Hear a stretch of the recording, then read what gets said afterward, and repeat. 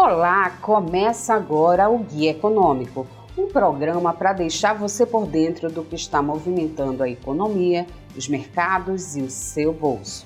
Tudo isso de forma fácil, descomplicada e com muita informação. Mais de 5,42 milhões de cidadãos cearenses, o equivalente a 58,7% da população do estado, podem se beneficiar pelas novas regras da tarifa social de energia elétrica. A partir do próximo dia 5 de julho, a medida provisória de número 1300/2025 determinou que as famílias que consumirem até 80 kWh mensais terão gratuidade na tarifa de energia elétrica. Aqueles que ultrapassarem esse consumo pagarão apenas a diferença. E aí é sobre esse assunto que a gente conversa com Paulo Henrique Arruda, conselheiro do Conselho Regional de Economia, o Corecon. Seja bem-vindo. O Guia Econômico começa agora.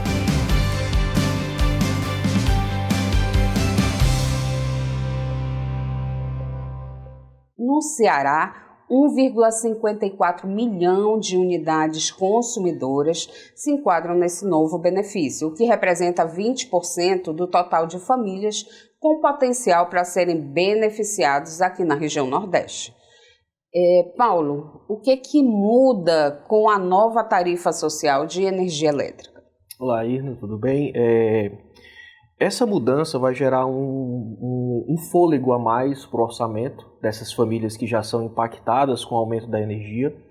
Também vai dar um auxílio maior referente ao uso desse dinheiro, né, já que elas vão pagar menos energia, isso vai impactar no orçamento e elas são as mais impactadas com essa oscilação do aumento ou não.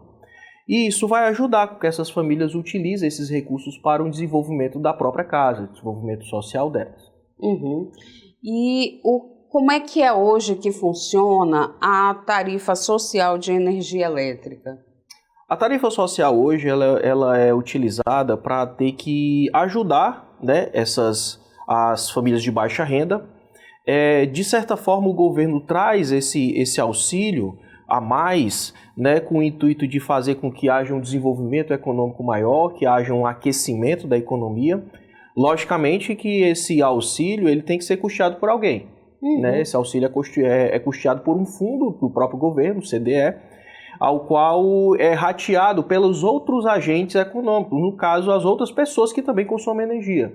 Então, de uma certa forma, uma certa parcela tem o auxílio, mas a divisão desse auxílio é rateado pelos outros consumidores.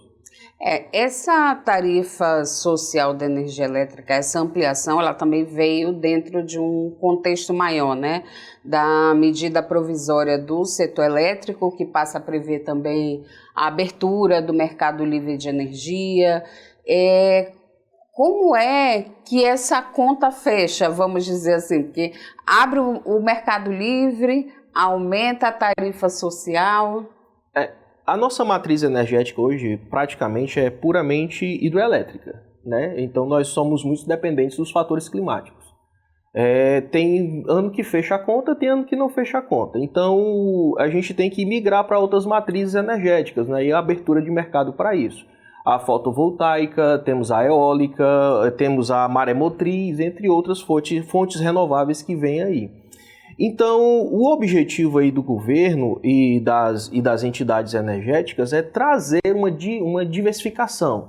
Né? A gente hoje é muito forte, o Ceará hoje é muito forte com a questão eólica. Né? Nós temos a Casa dos Ventos, que é uma empresa gigantesca que produz praticamente muita energia eólica. O Ceará é referência com questões de energias do vento.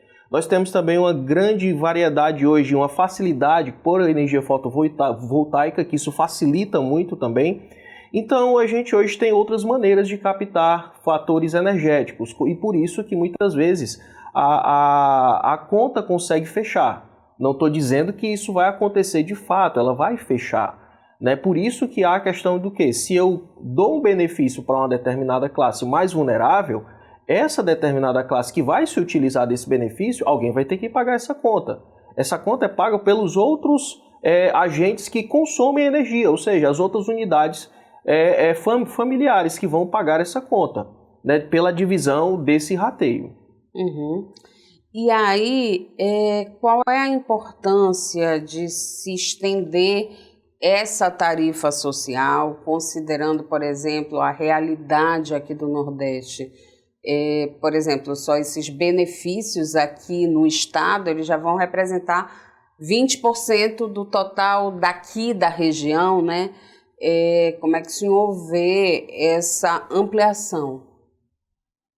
Existem dois fatores que a gente tem que levar em conta. O primeiro é realmente a questão do desenvolvimento social dessas pequenas famílias. Né? O Ceará ele vai ser impactado de maneira muito grande por essa isenção da energia, já que essas famílias hoje praticamente pesa no orçamento dela o consumo da energia elétrica, quase 30% do orçamento é visto ali para gasto de energia. E também vai ajudar com que essas famílias tenham esse benefício a mais, ou seja, vão pegar aquele parte do orçamento que iriam para a energia, vão ser impactadas de outra maneira. Um aumento na compra de insumos familiares, ou um desenvolvimento pessoal, educacional. Por outro lado, a gente tem que tomar cuidado que isso não é para sempre. Uhum. Em algum momento, a conta, como a gente conversou, em algum momento essa conta não vai fechar. O governo não vai ter condições de ter que bancar, ou os outros agentes não vão ter condições de bancar essa conta por muito tempo. Então, a oscilação entre a diminuição devido à isenção e, por consequência futura, um aumento dos gastos energéticos por N fatores, uma questão climática, uma seca, uma diminuição do nível hidrelétrico que afeta a bandeira tarifária vermelha, amarela, todas essas variações podem afetar diretamente ali o consumidor. Então o consumidor tem que ficar alerta. Se ele tem uma isenção hoje, isso de certa forma não é para sempre. Então ele tem que fazer um controle financeiro adequado dentro da sua realidade, mas já também prevendo que por algum motivo essa diminuição desse pagamento da conta de luz possa afetar ele ou não diretamente. Uhum. A gente ainda está falando de uma medida provisória, né, que vai começar a entrar em vigor agora no início de julho, mas ela ainda precisa ser validada pelo Congresso para se tornar permanente, né? Como é que o senhor vê hoje essa relação entre o Congresso e o Executivo? Há clima para efetivar especificamente essa MP? Eu acredito que nesse fato entre a relação do Executivo e o Legislativo, né, ainda tem que passar pela questão da validação dessa medida provisória. Eu acredito que o Executivo vai ter que ter um jogo de cintura a mais para ter que convencer os deputados, tanto Câmara quanto Senado, a ter que aprovar. A relação hoje não é, de certa forma, muito calorosa, né? Tanto o Executivo tem seus interesses, quanto o Legislativo também tem os seus. Então, o presidente, né, do nosso país ele vai ter que, de certa forma, encontrar meios de convencer os deputados a ter que aprovar esta medida. Talvez ali a gente entre em outros fatores políticos. Mas a questão do próprio apelo, vamos dizer assim, né, que a gente está falando de levar energia para as camadas mais pobres, né? Isso também não deve pesar, é uma medida extremamente popular, vamos dizer assim, embora tenha essa conta para fechar do outro lado, né? É um fator que vai pesar na decisão sobre a questão das vidas das pessoas, né? Mas o governo hoje ele sofre uma questão muito importante, que é despesas de gastos. Se eu estou dando isenção, o governo está dizendo que vai bancar essa conta, né, uma parcela do uso da energia dessas famílias. Então, de um lado, eu estou favorecendo um setor, uma ala da nossa sociedade, mas, por outro lado, eu tenho que conter despesas. Pois é, mas, por exemplo, quando a gente observa os últimos movimentos, né, o próprio Congresso, quando estava analisando a derrubada dos vetos, eles conseguiram aprovar, eles derrubaram o veto que encareceu ainda mais essa conta, né? Porque eles derrubaram o veto que excluíam os jabutis no projeto da lei das eólicas offshore, né? Então isso vai encarecer em quase 200 bilhões a fatura de energia, então já há uma perspectiva de aumento que se soma a esse, né? Como resolver isso? Essa resolutiva aí, no caso do Congresso, é muito importante devido ao fato de que o Congresso tem seus interesses, né, na questão das suas emendas parlamentares. É forçar o Executivo a ampliar as emendas parlamentares para os próprios congressistas, né, para aquilo que a gente chama por seu meio eleitoral. Então, o governo tenta trazer um governo mais populista, para ter que dar ali a questão o retorno para o eleitorado, né, já que está perdendo muito a sua credibilidade a respeito da questão política, e do outro lado eu tenho um Congresso que, de certa forma, cortando as questões, como você falou, né, o encarecimento da energia eólica, o objetivo deles ali é tentar forçar o Executivo a ter que caminhar segundo a sua cartilha. O governo tenta colocar de novo o seu viés voltado para um desenvolvimento populacional, só que ele é barrado por uma questão tanto política quanto orçamentária. Eu tenho um problema de orçamento hoje, não posso ficar gastando tanto, mas eu preciso para me manter ali as questões sociais. Mas até que ponto isso vai continuar? A gente não vai ter dinheiro para sempre, fica muito complicado eu ter que saber que tenho que gastar, mas o meu orçamento é limitado, entendeu? Uhum. E como é que vai funcionar essa questão da tarifa social? Quem é que pode ser beneficiado? Como que as pessoas vão fazer essa adesão? Hoje as pessoas de baixa renda, né, que estão auxiliadas por alguma medida governamental, Bolsa Família, que são cadastradas no CadÚnico também, pessoas que têm lá os seus cadastros, e essas pessoas elas vão ter esse benefício, no caso ali de 80 kWh, isso no caso para ter que usufruir, e quando passar disso ela só vai pagar a diferença. Uhum. E como é que é feita essa adesão? É preciso fazer alguma coisa?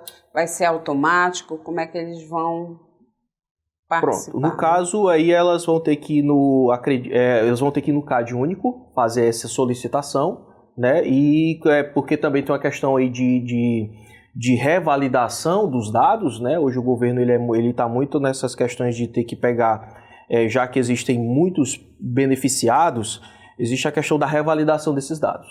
Então, as pessoas que hoje... está com o cadastro atualizado. Um cadastro bem atualizado, com todas as informações necessárias para que você entre dentro da medida dessa nova isenção. Uhum. E aí, quando a gente observa qual é o impacto hoje da pobreza energética, né? Quando a gente fala de uma energia que não chega para todo mundo de forma acessível, com qualidade, né? Qual o peso disso para o desenvolvimento social de uma sociedade? Energia hoje é um fator primordial. Assim como a gente depende muito da energia elétrica, por sermos um país tropical, né? E assim eu faço um comparativo muito com a Europa. A Europa depende muito do gás, por um fator também por questões climáticas, né? Mas nós somos muito dependentes da energia elétrica, e isso é um fator muito importante, tanto para a parte da distribuição para essas famílias, tanto na região Nordeste, que é a mais afetada, e trazer energia de qualidade no sentido de que realmente não falte, tanto para a área produtiva, tanto rural quanto urbana, é fundamental. Então, hoje, as empresas concessionárias elas têm que investir sobre a questão da distribuição para essas famílias e trazer uma energia de melhor qualidade. Nós sabemos que hoje surge mais e mais pontos habitacionais, né? Cada vez mais surge pontos comerciais e muitas vezes o consumo de energia elétrica é muito alto. E muitas vezes talvez a rede por si só ou a estrutura energética não comporta essas variações ou esse acúmulo de uso de energia dos agentes consumidores. Uhum.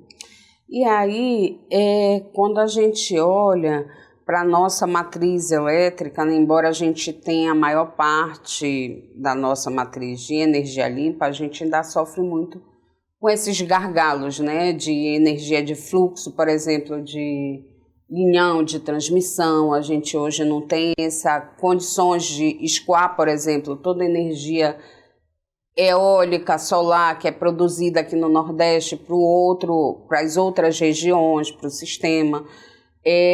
Como é que você vê essa questão do planejamento energético mesmo do país? O país hoje aqui... Esses são os desafios que a gente tem aí pela frente, né? Pronto. Os nossos desafios hoje é o quê?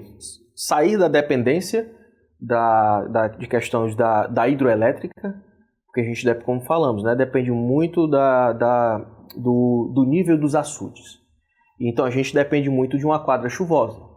Então, muitas vezes, vamos passar por momentos de seca ou de um alto grau de afluência de chuvas, ou a gente vai ficar muito dependendo dessas variações. Então a gente precisa encontrar meios tecnológicos. Aqui no Ceará nós temos as questões das nossas eólicas, que impactam muito aqui o nosso, mas ainda se é algo que deve ser promulgado para os outros estados, para trazer uma questão energética mais sustentável. Um crescimento muito, muito elevado também da energia fotovoltaica, as placas solares, né, as nossas placas solares, que tem se popularizado mais. Isso também ajuda muito na fabricação de energia, já que hoje as placas solares elas praticamente fabricam energia para a rede, nós produzimos para distribuição. Então cada ponto de casa é uma hidrelétrica, digamos assim, né? É uma fonte de fabricação de energia.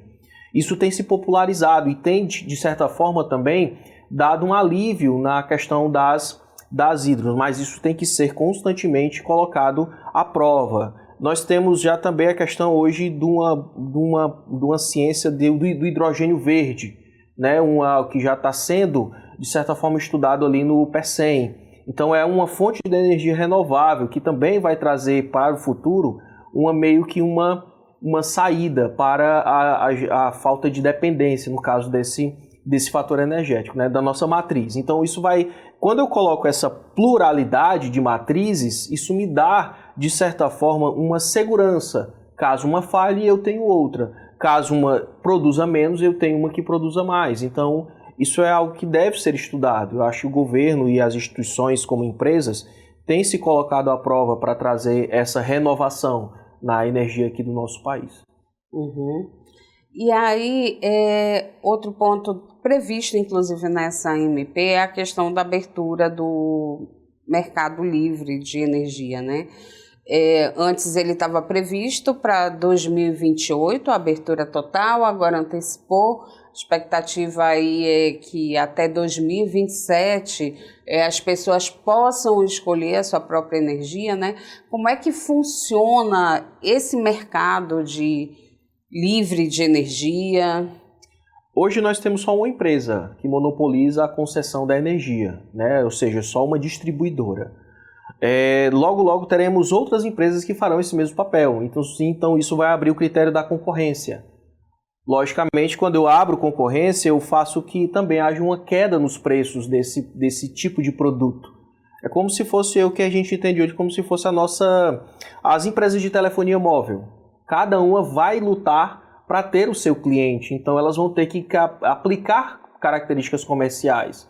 Então isso vai favorecer quem? O consumidor, que vai, de certa forma, escolher que tipo de empresa vai fornecer a sua energia e também vai trazer a questão de um preço melhor. Então isso vai, de certa forma, nos ajudar a ter que encarar esse mercado com um preço mais competitivo ou preço menor do que eu tenho hoje. Uma empresa que controla a distribuição, ela detém o preço de acordo com os reajustes que ela coloca ali, e também sobre as questões de tarifa, sobre a distribuição, o preço da energia, bandeira vermelha, bandeira amarela, então tudo isso impacta.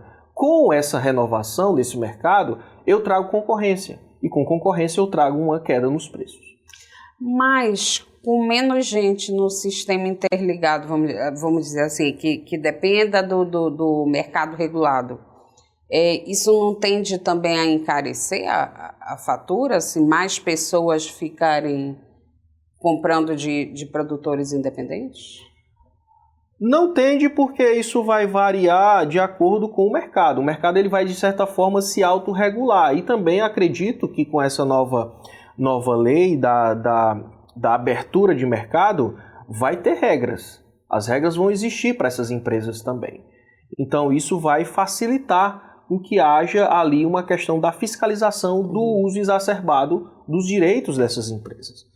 Qual a expectativa de adesão, por exemplo? Hoje a gente tem as grandes indústrias, grandes consumidores já nesse mercado livre de energia, né?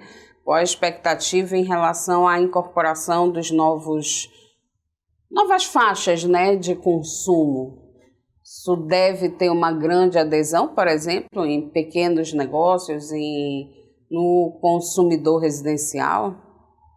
A perspectiva é que haja uma procura de início a respeito porque é um produto novo e, logicamente, que com a abertura vou ter que oferecer um preço melhor e a busca do consumidor justamente é pela questão de um gasto menor, já que a energia hoje impacta diretamente uma grande fatia da sua renda.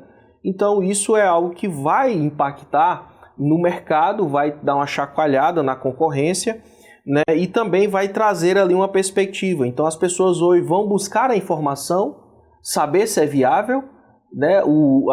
A contratação dessa energia alternativa e esse mercado vai a cada momento, com o passar do tempo, ele vai se tornar mais popular. A partir do momento que ele se torna mais popular, ele vai se tornar mais viável para os outros consumidores. Talvez de início a gente tenha só alguns setores, como hoje eu tenho indústrias que, de certa forma, pagam energia terceira, ou seja, eles compram de usinas solares, né, ou muitas vezes têm as suas placas solares ali e pagam um diferencial para a distribuidora, né?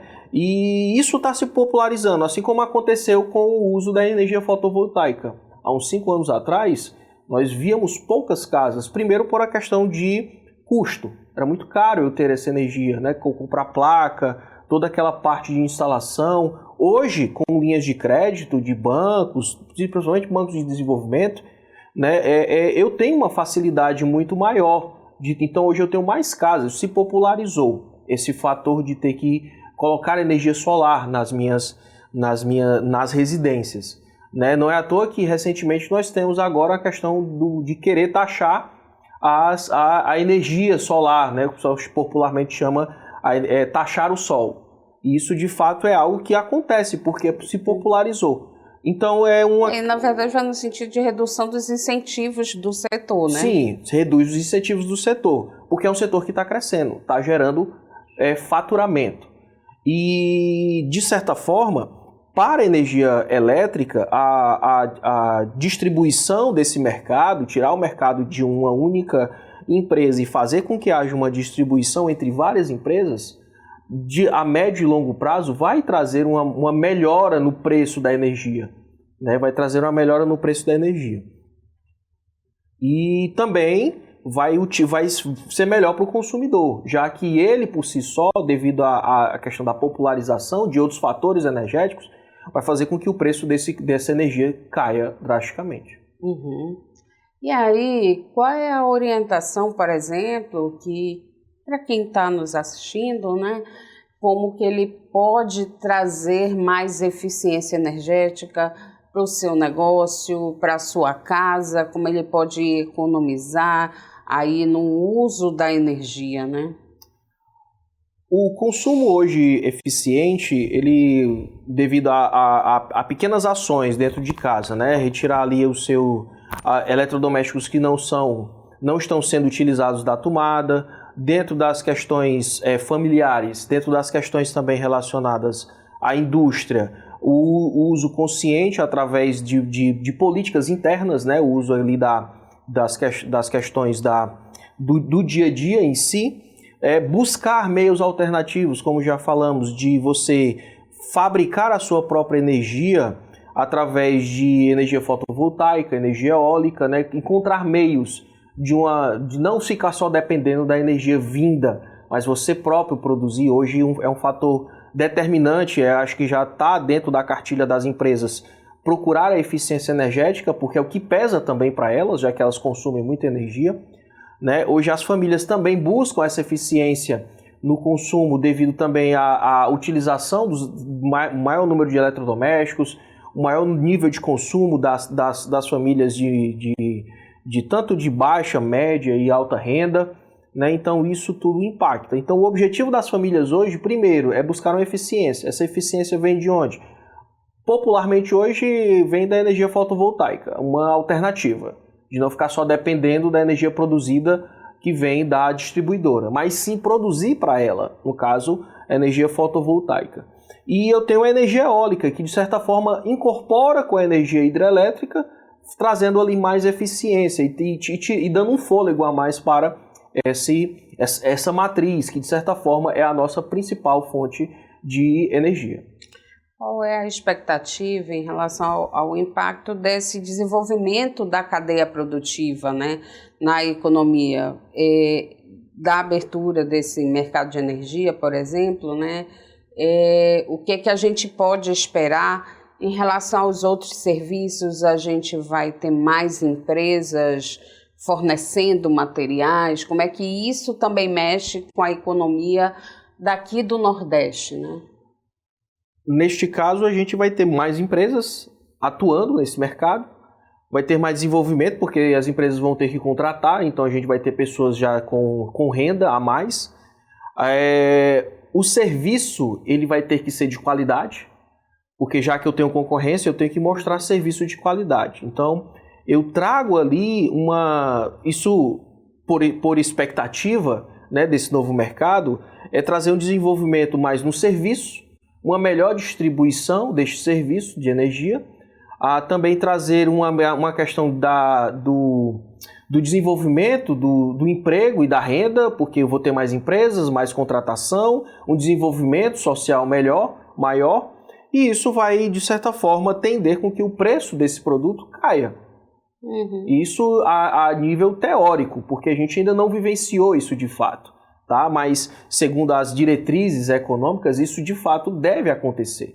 Né? Se as empresas que entrarão nesse mercado, talvez tenhamos empresas nacionais, talvez tenhamos empresas internacionais, né? Ou seja, empresas vendo de fora, vendo um mercado promissor, né, sobre a perspectiva da energia, tragam um desenvolvimento maior, novas tecnologias, um novo conceito de empregabilidade, um melhoramento no nível técnico dessas pessoas, e aí faz com que o preço desses produtos caiam e, corporamente, faz com que o preço da renda aumente da população. A entrada de mais players nesse mercado, ele traz também um olhar sobre a regulação do setor, né? O que é que esperar aí desse novo momento? O governo ele vai entender que há um acréscimo no número de pessoas ou no número de empresas que entrarão. Terá que haver uma regulamentação mais rígida sobre o que deve fazer, como fazer e onde fazer, como contratar ou não, ou seja, eu vou ter que criar medidas e, logicamente, ele vai, de certa forma, ali criar, como acontece com outros setores, uma regulamentação e uma taxação.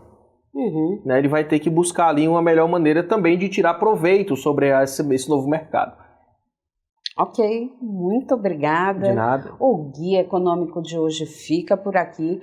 A gente conversou com Paulo Henrique Arruda, economista, conselheiro do Conselho Regional de Economia do Ceará, o Corecon. Até a próxima semana.